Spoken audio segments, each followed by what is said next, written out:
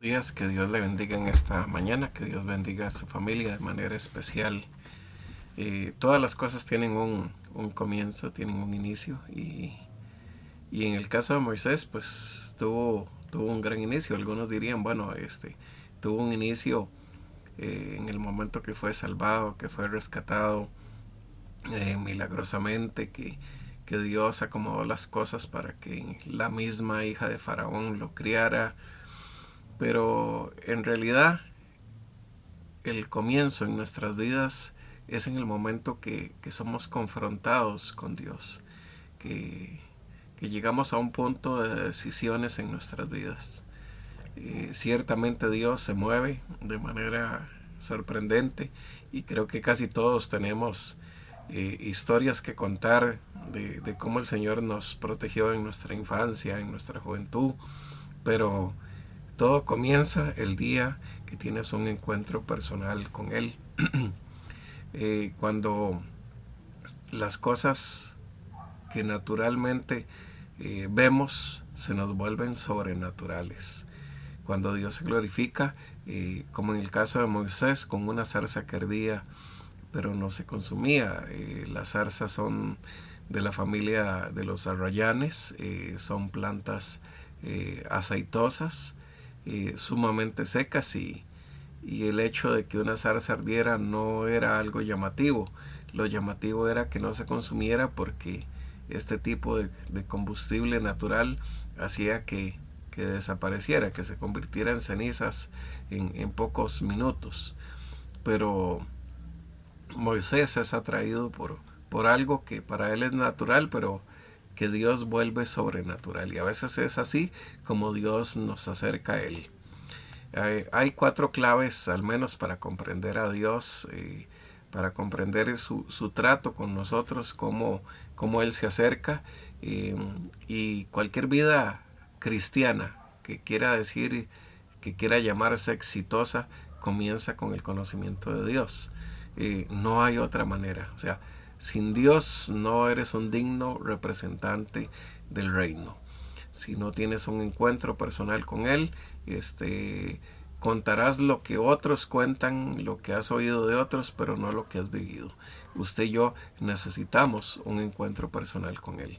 En el libro de Éxodo Dios revela parte de esa naturaleza y de ese carácter con la vida de Moisés y con el pueblo de Israel, pero en especial con Moisés, que es con el que tiene un trato personal. Conocer verdaderamente a Dios debe afectar nuestra vida, debe afectar nuestra conducta, debe afectar nuestro carácter. Si nuestra conducta y nuestro carácter siguen siendo los mismos del tiempo en el que tuviste una experiencia personal con Dios, entonces hay que revalorar si realmente tuviste una experiencia personal con Él o fue parte de un emocionalismo o fue parte de que tal vez te, te forzaron a tal vez a pasar al frente de un altar, pero realmente no ha habido una decisión por Dios, porque la vida de cualquier hombre y la vida de cualquier mujer son marcados y su conducta y su carácter tienen que ser transformados. Vea el caso del apóstol Pablo. ¿Qué era antes de conocer a Jesús y qué fue después? Claro que sí, aquel temperamento colérico fue transformado y se convirtió en un colérico que traía bendición al reino de los cielos, aguerrido, celoso, luchador, valiente. Eh, Su conducta dejó de ser un perseguidor de la iglesia a ser un proclamador del evangelio. Así que definitivamente cuando usted y yo tenemos un encuentro con Dios, realmente un encuentro con Dios, va a haber un testimonio interno y un testimonio público. Y en el testimonio público la gente va a decir, mira, a este le cambió su conducta, a este le cambió su carácter. Definitivamente se ve que tuvo un encuentro con Dios. Eh, Moisés en sus intentos como buen intencionado, y yo creo que Todos hemos en algún momento cometido estos errores de hacer cosas para el reino de los cielos únicamente con la buena intención, y no funciona, así no salen bien las cosas. Moisés no logró ni siquiera ocultar bien a un solo egipcio, pero Dios enterró a un ejército completo y lo hizo de manera exitosa, rotunda y fulminante. En el libro de Éxodo, en el capítulo 3, versos 14 y 15, encontramos algunas palabras claves para conocer a Dios. Y quiero hacer referencia a este pasaje porque justamente en este capítulo 3, versos 14 y 15, él tiene una duda de cómo se va a presentar, quién lo envió, quién lo llamó, quién lo estableció a él, quién le dio sus credenciales, quién dijo que él iba a ser la voz de Dios para este pueblo y la dirección de Dios para este pueblo. Y Dios pues responde de manera contundente y le dice pues yo soy es el que te envía. Y cuando le pregunten, usted dice, bueno, yo soy, me envió. Entonces, usted y yo necesitamos comprender que Dios es Dios. A veces toda esta situación, a veces teológica, intentamos comprender con nuestra mente finita a un Dios que realmente es infinito. Entonces no cabe en nuestra mente, no cabe en nuestro pensamiento, no cabe en nuestra razón. Yo necesito comprender que Dios es Dios. Esto es clave, comprender a Dios. Ahora, ¿cómo le comprendo? Dice, su nombre es Yo soy el que soy. El fuerte, el que está al frente, el que está al mando. Si en tu vida todavía aún eres quien está al mando, quien está al frente, quien toma las decisiones, no ha habido un encuentro con Dios. Porque un verdadero encuentro con Dios hace que sea Él el tomador de decisiones, el tomador de acciones en tu vida. Yo necesito aprender a confiar en este fundamento, en Dios. No hacer por iniciativa propia cosas que Dios no me ha mandado a hacer, aunque a veces parezca bueno. En esto tenemos que ser muy sabios, tenemos que ser muy prudentes. Por ejemplo, creo que a la mayoría de nosotros como creyentes nos gusta extender la mano cuando vemos una necesidad apremiante. Pero ¿cuántas veces le preguntas a Dios si es su voluntad que intervengas y que intervengas de esa manera? Muchas veces Dios tiene a alguien en un proceso, está dándole una lección de vida, está enseñándole que ha sido un mal administrador, que no ha honrado a Dios con sus diezmos, con sus ofrendas, y que ahora el enemigo está tomando cobranza en su vida. Y nosotros venimos y solucionamos el problema y le echamos a perder a Dios el proceso de enseñanza con esa persona.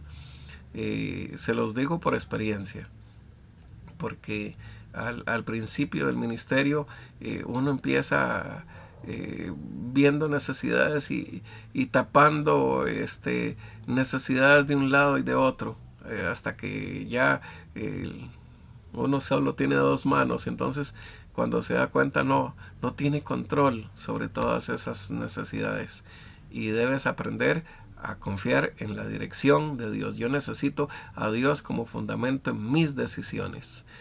Necesito apoyarme y descansar en Él. Y aquí en esta conversación que Dios tiene con él, él le dice, bueno, ¿pero qué voy a hacer? ¿Cómo lo voy a hacer? Y él le dice, bueno, ¿qué tienes en tu mano? Y él lo que tiene y en lo que está apoyado en ese momento es en un báculo de madera. Y entonces Dios le da una lección de vida y le dice, tire ese báculo, suelte ese báculo. Y definitivamente usted y yo no nos podemos afianzar en nuestro propio conocimiento, en nuestras propias habilidades. Debemos aprender a confiar completamente en Él. Voy a confiar en Él completamente? ¿O voy a confiar en un báculo que se convierte en serpiente de un momento a otro? ¿Verdad que no? No, por supuesto que no. Y yo creo que Moisés aquí lleva una gran lección. El nombre de Dios declara carácter, declara atributos. Éxodo 34, y leo para usted verso 6 y 7, dice así: y pasando Jehová por delante de él, proclamó: Jehová, Jehová, fuerte, misericordioso y piadoso, tardo para la ira y grande en misericordia y verdad, que guarda misericordia a millares y perdona la iniquidad, la rebelión y el pecado, y que de ningún modo tendrá por inocente el malvado, que visita la iniquidad de los padres sobre los hijos y de los hijos hasta la tercera y cuarta generación, que guarda misericordia a millares, que perdona la iniquidad, la rebelión y el pecado, y que de ningún modo tendrá por inocente el malvado, que visita la iniquidad de los padres sobre los hijos y sobre los hijos de los hijos hasta la tercera y cuarta generación. Dios tiene atributos y usted y yo debemos aprender a entender estos atributos que tiene. Segunda clave para comprender a Dios está en el libro de Éxodo, en el capítulo 15, 25 y 26. Dice que ellos llegan a un lugar, hay aguas, pero resulta que estas aguas son amargas, no pueden tomarse. Y él recibe una dirección de parte de Dios y le dice, Dios le señala un árbol y le dice: córtalo, échalo a las aguas y las aguas se volverán dulces. Era un símbolo de aquella cruz, aquel madero donde todo iba a empezar para nosotros. Recibe a Dios como el que sana, pero más que como el que sana, Dios es nuestro sanador.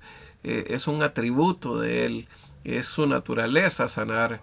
Mientras el enemigo quiere destruir y quiere enfermar, Dios quiere sanarte. Dios quiere darte vida. Su voluntad es restaurarte. Su voluntad es que, así como Él había establecido en un principio las cosas, que todo vuelva al orden que Él había establecido. En el libro de Mateo, en el capítulo 8 y versos del 1 al 3, habla de un hombre leproso. Era una de las enfermedades más terribles de aquella época. Y bueno, hoy a este COVID se le llama la lepra de este siglo, la lepra de este tiempo, porque la gente distancia, la gente aleja a cualquiera con solo que estornude. Bueno, este hombre había experimentado el rechazo y Jesús le dice: ¿qué es lo que quieres que te haga? Y él le dice: quiero ser limpio, quiero. Y Jesús le dice: sé limpio. ¿Qué quieres tú de Dios? Debes comprender que Él tiene el poder de sanarte, pero más que ser un sanador para tu vida, la presencia de Dios es tu sanidad. La presencia de Dios en tu vida es la que va a marcar un antes y un después. Tercera clave para comprender a Dios, la encontramos en el capítulo 17 y verso 15. Dice que hay una gran batalla contra el enemigo de toda su vida, contra su némesis, Amalek. Amalek simboliza todas las acciones humanas, toda la naturaleza humana en las acciones que hacemos. Representa la carne o la naturaleza caída del hombre. Y el pueblo tiene una batalla con aquel enemigo de todo el tiempo. Y Dios le dice: levántate y pelea, porque yo soy tu bandera. Entréguese a Dios. Él es su bandera. Él pelea las batallas por ti. Él es quien pelea la batalla por ti. Cuando te rindas a Él, vas a triunfar en la batalla contra la carne, contra la naturaleza caída que se llama Amalek. Mientras usted y yo no nos rindamos a Dios, nuestros esfuerzos serán en vanos. Levantar bandera significa grito de guerra. Y a veces tenemos que proclamar grito de guerra en las acciones y levantarnos y empoderarnos valientemente y declarar la guerra y decir no, así no va a ser. En el nombre de mi Dios, en su nombre que es santo, en el nombre de Jesús, voy a hacer esto. Tenemos una invitación al levantar una bandera, no solamente una acción de guerra, sino también a unirnos. Algo irónico en un aislamiento social que nos tiene este modelo. Bueno, pues es hora de unirnos, es hora de tomar acciones y por eso justo ahora estamos soñando con el proyecto Viña, porque en momentos que nada produce, más bien es el momento en el que los hijos de Dios logran producir los grandes sueños y los grandes anhelos de Dios. También levantar bandera simboliza instruirse, es el llamado a la instrucción, a la preparación. ¿Quieres pelear? ¿Quieres luchar? Bueno, tienes que prepararte. El altar se reconoce a Dios como el autor de la victoria. Una vez concluida esta batalla, ellos levantan un altar y le dicen y le llaman ahí a ese lugar: el Señor es mi bandera, Jehová Nisi. Como cuarta clave, Dios se revela a este hombre Moisés en el capítulo 31 y verso 13 y le dice que Él es el que santifica. Jehová es el que santifica. Y usted y yo tenemos que seguirle a Él. Si usted y yo no seguimos sus acciones, no seguimos sus indicaciones, no podemos ser santificados. Y en el capítulo 31, verso 13, leo para usted. 31:13 dice así: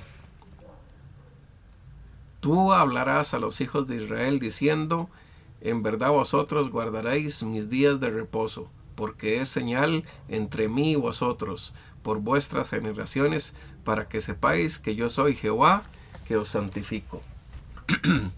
Usted y yo tenemos que congregarnos. Usted y yo tenemos que separar un día para Dios y santificarlo. No es el día de paseos, no es el día de descanso, de distracción solamente, es un día para santificar. Aunque tal vez pasees, aunque tal vez te distraes y aunque tal vez dejas de hacer las faenas que regularmente estás haciendo, debes santificar un día a Dios con tu familia, juntos compartir, crecer y aprender y decirle: Señor, te seguimos. Tú eres quien nos santifica y hoy honramos y separamos un día en especial para ti, para recibir, para ser fortalecidos. Recuerde que el día de reposo fue hecho para nuestro beneficio. Ya sea sábado, domingo o jueves o lunes, tienes que escoger un día de acuerdo a tu agenda semanalmente y santificarlo para Dios y dedicar ese día a tu crecimiento espiritual. Su vida en nosotros hace posible nuestra santidad. Y es importante recordar en este corre-corre, hacer una pausa. Y Dios, que es sabio, determina, tienes que hacer una pausa. Una vez a la semana tienes que hacer una pausa para crecer, para recordar que Dios es quien te santifica. Hay que buscarle en todo tiempo, pero separe un tiempo para Dios y saque un tiempo en familia. Dice Dios: yo guardo y yo santifico. Tú guardas el día de reposo y Dios santifica. Ahora, empezamos hablando de la zarza que ardía. Nuestra naturaleza, nuestra carne nos va a dar muchos problemas. Y la única acción correctiva es ponerla en el altar de nuestro Dios. Moisés tenía ahí justo un excelente lugar para hacer un asado, para presentar delante de Dios su naturaleza, sus batallas, sus luchas. Permítale a Dios que todo esto se consuma, que todo esto se acabe. Dígale: Señor, de verdad que te necesito a ti. Necesito realmente tu presencia en mi vida. Así que entregue hoy su vida por completo a Él. Si tu vida no ha cambiado en conducta y en carácter, pues es momento para que reflexiones y digas, tal vez hoy debo entregar mi vida por completo a Él. Que Dios bendiga su vida y que Dios bendiga a su familia de manera especial.